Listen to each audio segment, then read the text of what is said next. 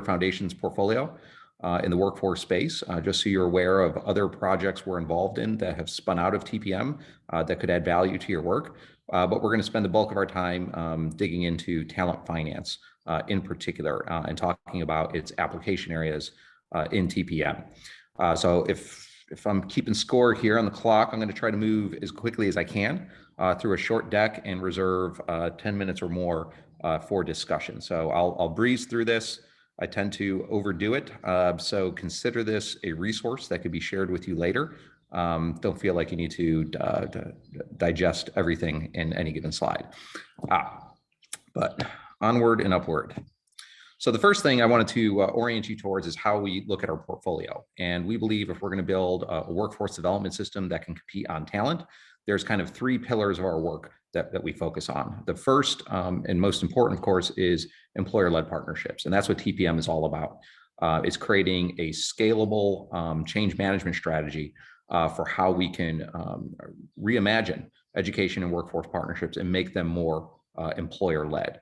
So that is our premier initiative, and it's really around closing that partnership gap.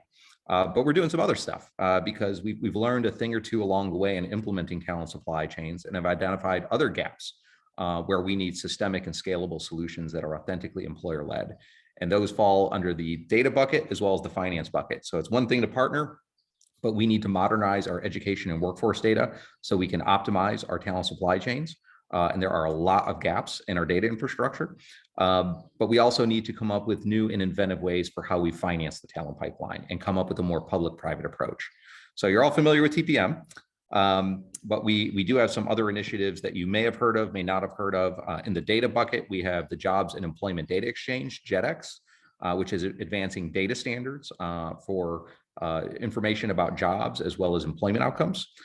This is data held by employers, and we're trying to structure it and through JEDX create a whole new generation of talent analytics supported by the data employers have.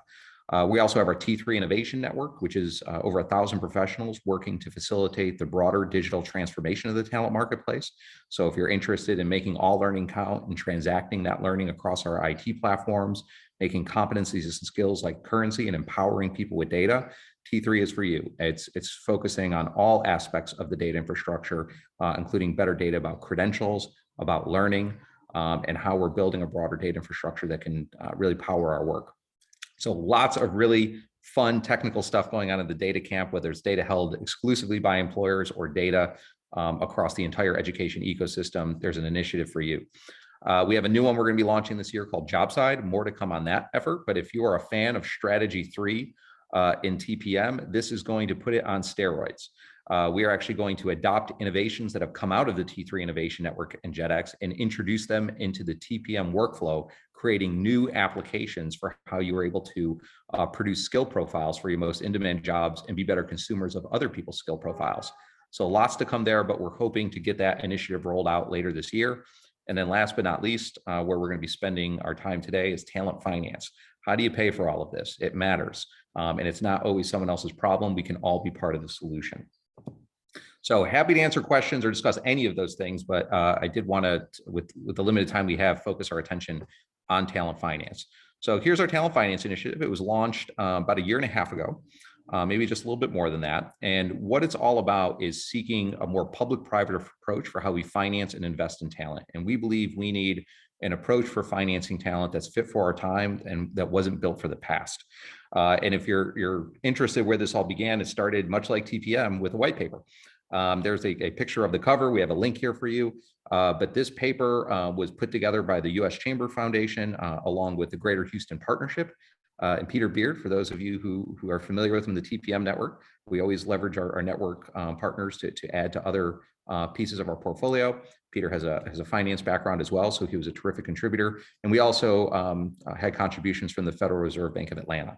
So we put this piece out there, and what talent finance is all about is investigating new public and private approaches in finance instruments for how we can invest in talent development as well as in managing employment and income risks. Think new insurance products. And the goal of all of this is to make education and training more affordable with less debt and to achieve better outcomes. So it started with this white paper. It's a tour de force. I highly recommend it if you haven't read it. It pairs very nicely with TPM, like a wine and cheese. And it introduces a framework just like TPM did. There's the talent finance framework, and it has guiding principles for how to think about finance and all kinds of recommendations on where to start and who to start with. We put this paper out. We then released a digital magazine. If you'd like to have your content to be experienced in a more virtual environment with more bite-sized content, videos, and animations. Got some fun animations in there for you if you want to check those out.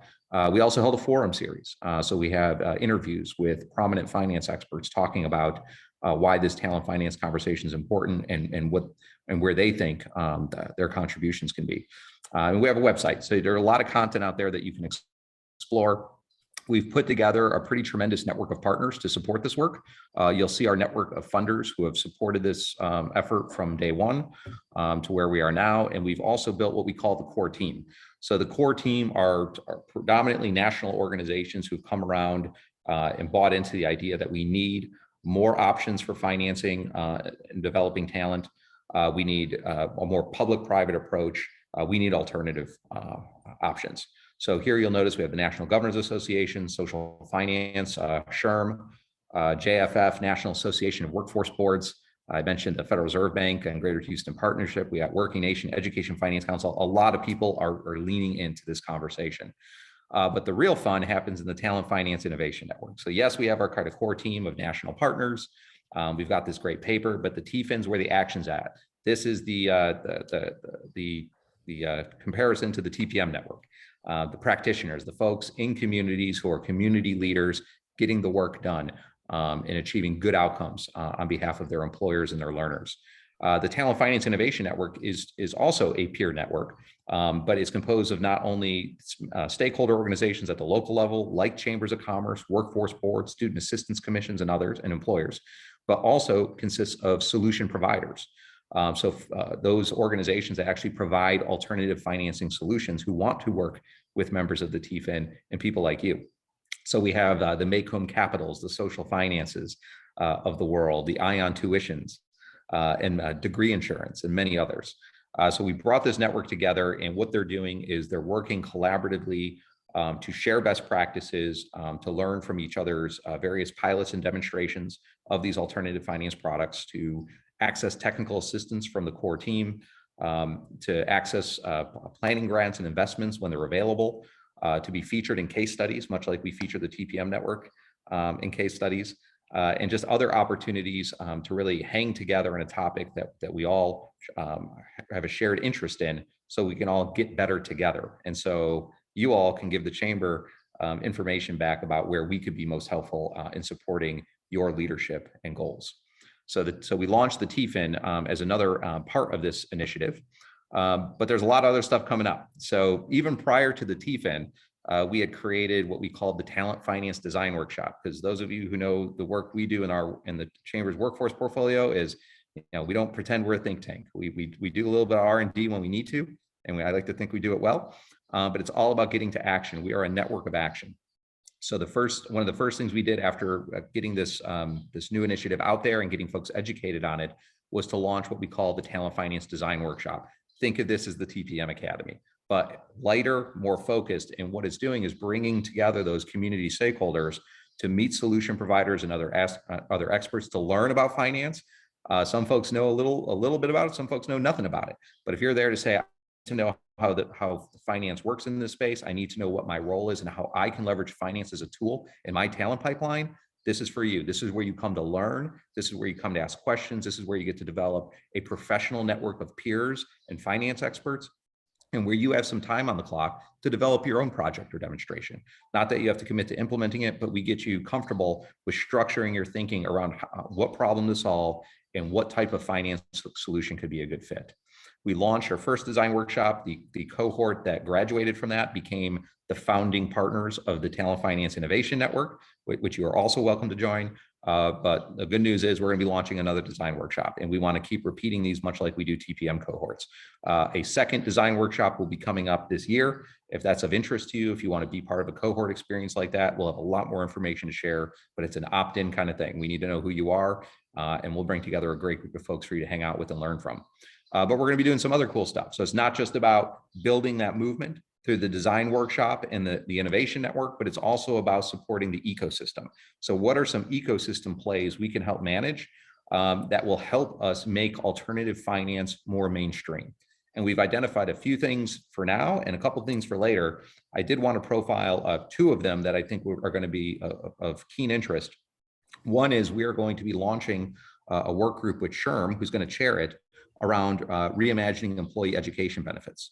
And what we want to do is rethink how employers manage those benefits, how tax policy treats them, and come up with more flexible and portable products that would allow workers to always be investing in their skills, their upskilling, their reskilling, while also being able to take those resources with them. So we're trying to rethink the old tuition reimbursement programs, certainly not getting rid of anything, but we think there's other models out there, much like some of you have healthcare savings accounts. Imagine a skill savings account where you're always rewarded for investing more. So we're trying to come up with new products and services that are going to allow employer dollars to go farther and for employers to invest more. But then we're also going to be doing a project around quality assurance. So many of you who are practitioners are already doing kind of a micro version of quality assurance through your preferred provider designation. We want to create a more national system around it, not to take away from TPM, but to learn from it and think through what would a more national, if not global, quality assurance system look like, where we can better signal which programs or institutions meet the business community's standard of quality. This could provide a great starting point for a lot of your collaboratives, because instead of running your own process, you'd be able to get a list of who has that chamber seal of approval, who has that designation. Let's start with that list because that's who we may want to partner with first, because there's already been some vetting done and they've already gotten their house in order to meet that business community standard of quality. So we've published on this in the past at the chamber, but it's been resurrected anew in talent finance, because the finance partners say we need that employer signal to inform how we underwrite investments, but to also better target where we could bring alternative finance products. So lots of interest there. We're going to be doing both of those this year, and we'll be rolling out the results this year and next. We're going to be doing a whole bunch of other stuff, but I want you to understand it's a mixture of let's get good work done on the ground. Let's get new products out there today. Let's start solving workforce challenges, but let's also move the ecosystem along, whether it's tax policy, state policy, new quality assurance systems that's going to make alternative finance more mainstream. Before I get to the call to action, one of the things I wanted to just give you as an example, a very basic example. There are many examples that could be given, but what does this mean for TPM practitioners? Imagine this. Imagine if I had a collaborative of 25 companies. Let's say it's in cybersecurity, and I've done the TPM homework. I have built my collaborative. I've done my homework. I've organized my preferred provider networks. I've aligned the learning to the job. I'm good to go, right? I did everything. Wrong. Now you can finance it better, because much like you use collective action to get better responsiveness in the talent marketplace from those providers, you too can use the power of collective action to negotiate a better deal for how you pay for that pipeline. It could be as simple as stepping in and saying, let's not have all the training be on the backs of students who are coming through our pipeline, but we want to reward and incentivize learners to come into our pipeline for our jobs. And one of the ways we'll signal that is let's negotiate a better interest rate on loans for students who go through that program. We've de-risked the pipeline. We've done all the homework. And for a finance provider to find you and say, you've already done all that homework and there is tight alignment, this is a sure bet. Negotiate a more affordable financing option so students benefit. And if they come and work for your companies in your collaborative, make an arrangement where they can use Section 127 of the tax code, which links to their employee education benefits, and now use the flexibility that's been given within it to retire their debt. So we'll give you a more affordable education. And so long as you work for our companies and stay with our companies retained, we will help you retire your debt through your employee benefits. And that'll be a shared benefit across the collaborative. And if you leave outside of the collaborative, whether in the community or you go to another state, well, guess what? You still had a more affordable education. You still may have had some of that debt retired. You're probably leaving on very good terms. Maybe you'll make some referrals for other folks to work for our companies. So there's still benefits that accrue. But there's other cool things we're doing. We're looking at other outcomes-based financing. If you're into equity financing or, as they call it now, income share agreements, that's very much a part of the discussion. We're looking at all aspects for how to create more affordable pathways and what's the employer role. Because remember, in TPM, we call this out, but we call it out even more in talent finance. Employers have tremendous skin in the game, north of $200 billion annually, which is a conservative estimate. For anyone who says employers don't pay, they're wrong. there's tremendous investment out there, but imagine if we used even 5%, 10% of those dollars differently. We think we can create massive innovation within the talent marketplace. So this is one of our newest initiatives, but it's not exclusively for TPM, but TPM is a big footprint in the Talent Finance Innovation Network. So if you're interested in adding finance to your talent pipeline solution, this is an initiative for you. The goal is to eventually bake this into training for TPM to bring it back, but this is kind of our little R&D sandbox to learn and get smart before we bring it into TPM in a more formal way. Much like we talked about those curriculum extensions, we see finance as potentially being a curriculum extension, but you don't have to wait for that because you could join today and you can get to the learning. So that was what I had for you. As far as my call to action, I encourage you to join the Talent Finance Innovation Network if you have an interest in hanging out within that community. You can also participate in our second Talent Finance Design Workshop, which can be your onboarding into the Innovation Network, or you could just do the workshop. You're under no obligation to join the long-term community group. So either join the network or participate in an upcoming workshop. And the workshop goes much like TPM. It's over many months. Same here. It's going to be a different format than TPM. It's more like my one colleague calls it like a graduate school seminar, and creating like a business school case study. So it's a slightly different format, but there are about 4 or 5 meetings that take place over a duration of time. We have these work groups around employee education benefits, alternative quality assurance, and others, where if you're a member of the TFIN, you are able to join those work groups. And encourage you to continue to explore the other offerings we have. In one way, shape, or form, everything we're working on and have launched has come out of TPM. But the idea is that there are also non-TPM partners that want to be part of those, but we want to make sure it always comes back and adds value to our parent initiative, which is TPM. But go and learn more, and then happy to open things up for questions, comments, and discussion. So sorry, I had to move fast. We don't have a ton of time on the clock, but I do believe we still have 11 minutes remaining for any conversation.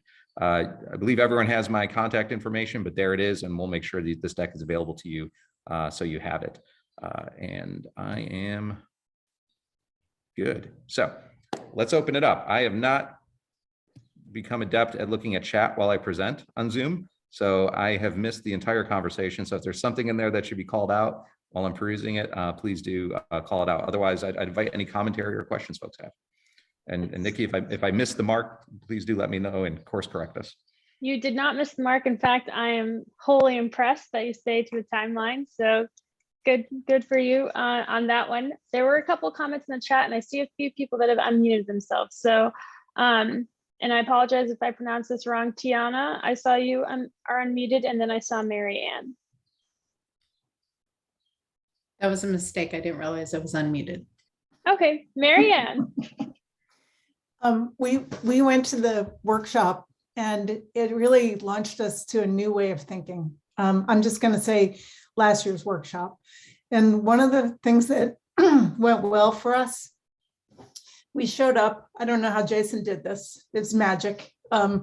He had Vermont Student Assistance Corporation in the room. And I work with them, but we never really put these things together before.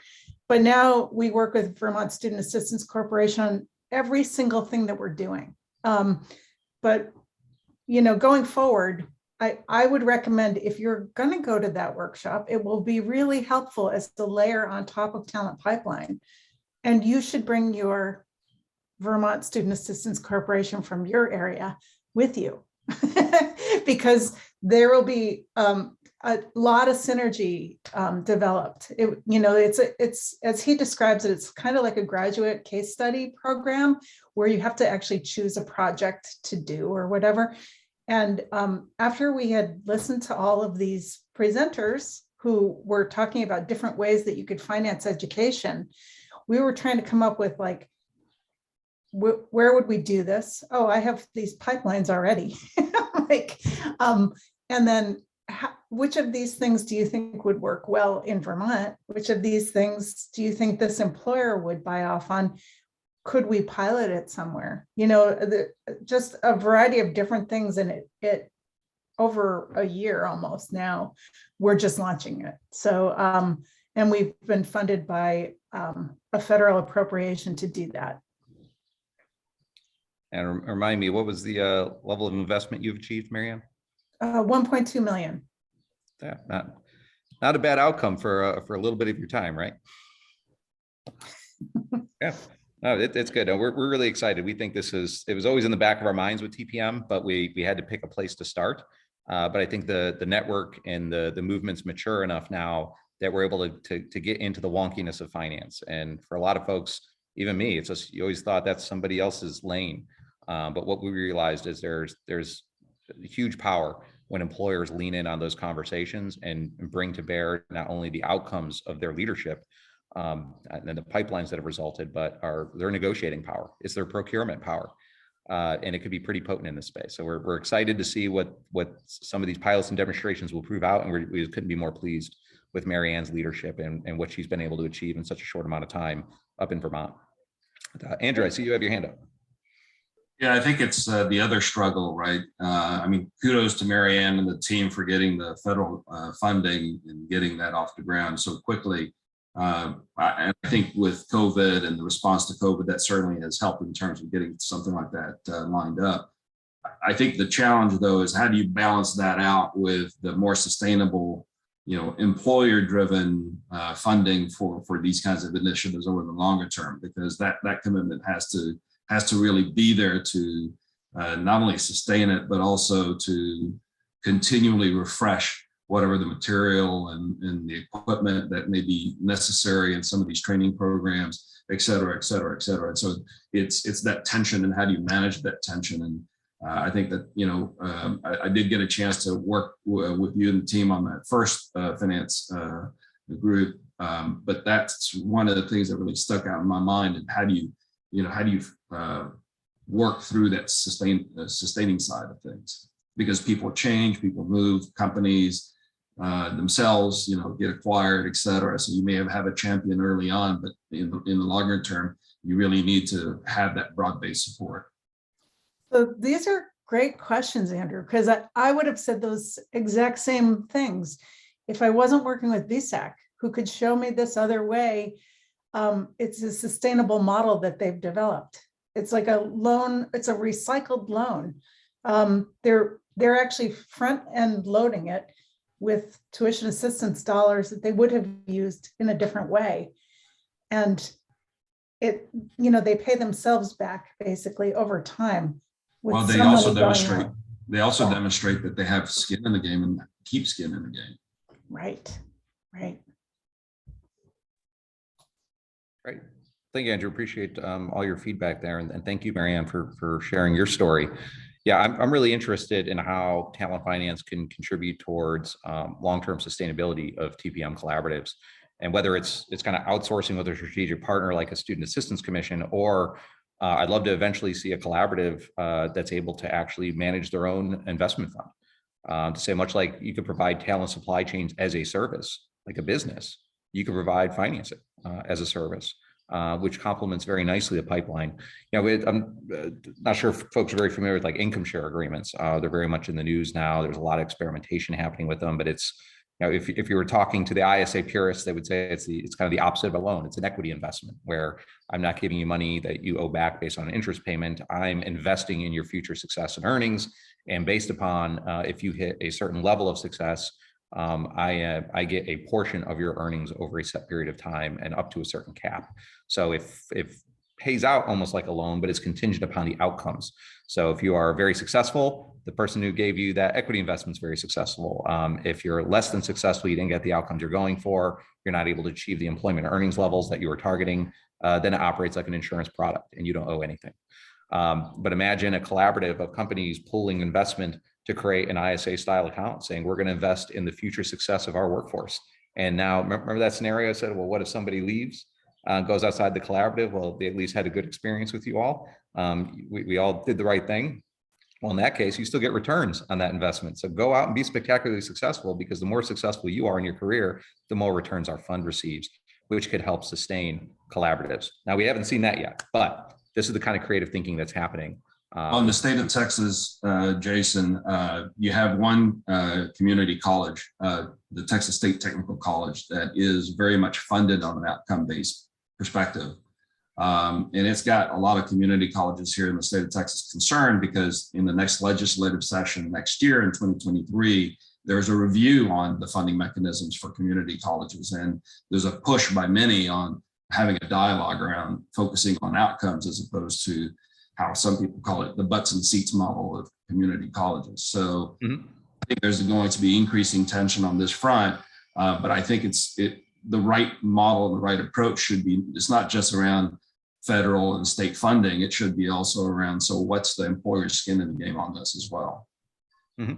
I was going to add to that too, in Alabama, and I'm sure in states around the nation, the use of WIOA dollars and the ability to do individual training accounts and OJT and income and worker funds was such a heavy piece of the workforce arm of the state. Was like, okay, well, employer be involved in this and we're going to help you out by this, this, and the other. Well, every single year that even though our labor participation rate's not going up, our unemployment's going down. And so they're paying out based on that. Then we're getting less and less. I think in the past 2 years, it's been like a 10% cut in our overall budget. And so I work in apprenticeship, but also just work in the overall workforce model. And so as I'm going to employers and trying to engage them and trying to help them build their talent pipeline, it is super difficult because some of the tools that we had before are no longer existent, and so, and obviously, in practice, you're like, well, duh, like that money should have never been depended upon because it was grant funding from, but in the end, a whole system was built on it. And so now we're running into how do we, we always say that we're not going to sell an employer on apprenticeship or talent pipeline. Like they've got to feel like it's an investment, like that they have a return on investment. But regardless of saying that, there is always going to be a question of cost. Doesn't matter how much you tell them, you're going to get ROI out of this. They need to see some sort of that. So I'm really excited about what you guys are doing specifically because, we're over here panicking, going like, we've got these great tools. How do we keep people engaged when the funding is never coming back, basically? So just want to say, appreciate the work on this. Sounds like a perfect project to work on in our next design workshop. I would love to be a part of it. So we're having this conversation. One of our partners who presented was the San Diego Workforce Board, and their issue was they were administering all these federal funding streams, which were limited and restricted. And they said, we have all this need in the community. Why can't we service that need? Why are we defined by these funding formulas? They created their own ISA account with maximum